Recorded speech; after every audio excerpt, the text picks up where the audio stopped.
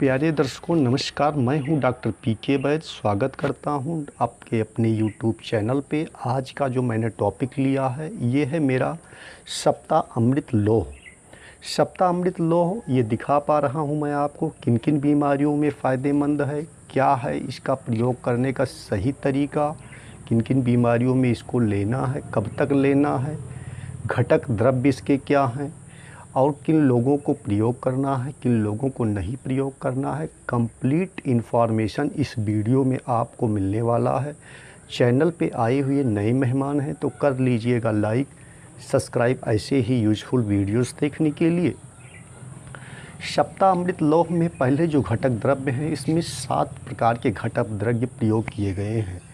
हरड़, बहेड़, आंवला, उसके बाद मुलेठी है चौथे नंबर पे, उसके बाद लौह भस्म इसमें डाला गया है 5वां, और गाय की घी और मधु का प्रयोग इसकी जो है 7 प्रकार के, कुल मिला के 7 प्रकार के जो है औषधियों को प्रयोग करके ये दवा बनाई गई है।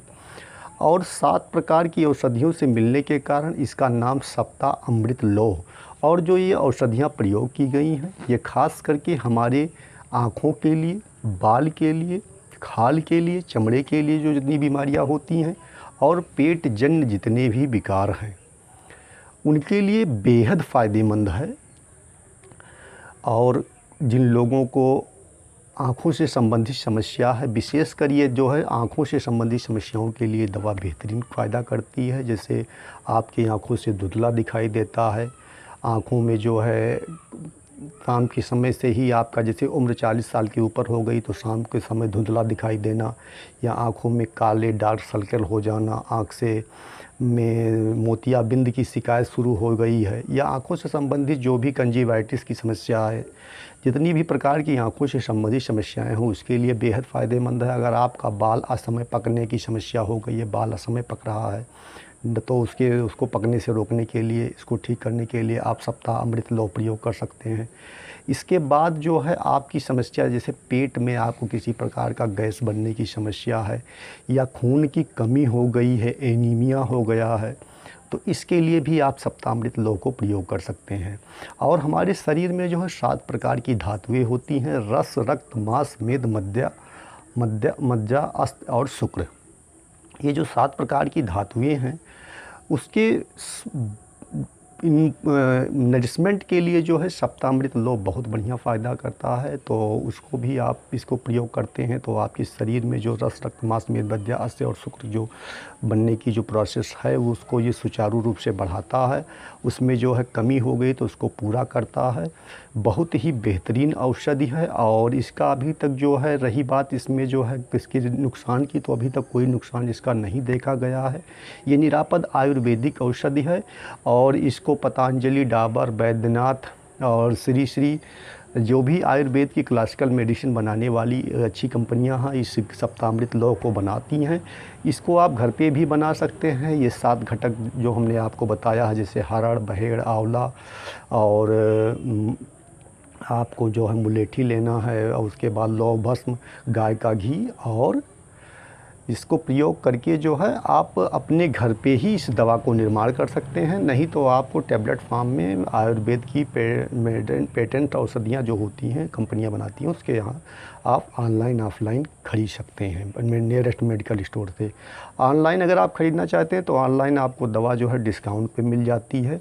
अमेज़ॉन कंपनी का जो है मैं यहाँ डिस्क्रिप्शन में ऑनलाइन ख़रीदने का लिंक दे दूँगा, जिस पे जो है काफ़ी डिस्काउंट रहता है, दवाइयाँ अच्छे रेट में सस्ते में मिल जाती हैं। तो वहाँ से ख़रीद के आप घर बैठे दवा ले सकते हैं, जिससे आपको सहूलियत भी होती है, दवा भी आपको आसानी से मिल जाती है और सस्ते, मतलब आपका सस्ता भी पड़ता है। तो ये था जो है और सप्ताहामृत लोह के बारे में कंप्लीट इन्फॉर्मेशन। और इसको जो है आप बच्चे, बूढ़े, नौजवान, नवजात पुरुष, नर नारी कोई भी इसे प्रयोग कर सकता है। किसी भी प्रकार का इसमें वो नहीं है, परेशानी की बात नहीं है। आप अगर इस दवा को लगातार प्रयोग करते हैं तो आपको जो मैंने समस्याएं बताई हैं वो जड़ से ख़त्म हो जाएंगी। और इसमें अगर आपके बाल पकने की समस्या, जैसे मैं देख रहा हूँ कि जो है आज के समय में लोगों का बाल बहुत जल्दी जल्दी पकने लगा है। छोटे बच्चे जो आते हैं सर बताते हैं कि सर हमारे जो है बच्चे का जो है 10 साल की उम्र है, बाल पकना शुरू हो गया है, तो इसके लिए क्या कौन सी आयुर्वेदिक दवा प्रयोग किया जाए जिससे ये बाल पकना रुक जाए। तो इसके लिए सप्तामृत लौह से अच्छी कोई आयुर्वेदिक औषधि हो ही नहीं सकती, जहाँ तक मेरा मानना है। और मैंने अपने प्रैक्टिस के दौरान इसको प्रयोग करके मरीजों के ऊपर देखा है, बहुत बेहतरीन रिजल्ट है। अगर आपने भी सप्तामृत लौह को प्रयोग किया है, आपको इससे बेहतरीन रिजल्ट मिला है, तो कमेंट बॉक्स में नीचे ज़रूर लिख दीजिएगा कि इससे आपको कितने दिनों में क्या क्या फ़ायदा हुआ है। और इन लोग जो माताएं बहनें, अब इसमें परहेज़ क्या है। परहेज़ तो मैंने बताया कि जैसे खट्टी मीठी चीज़ें, अगर आप जब भी कोई आयुर्वेदिक दवा ले रहे हैं तो परहेज़ आप करें, जो है खट्टी मीठी चीज़ें कम करते हैं तो बहुत जल्दी आपकी आयुर्वेदिक दवाइयाँ काम करती हैं और इसमें परेशानी कम होती है।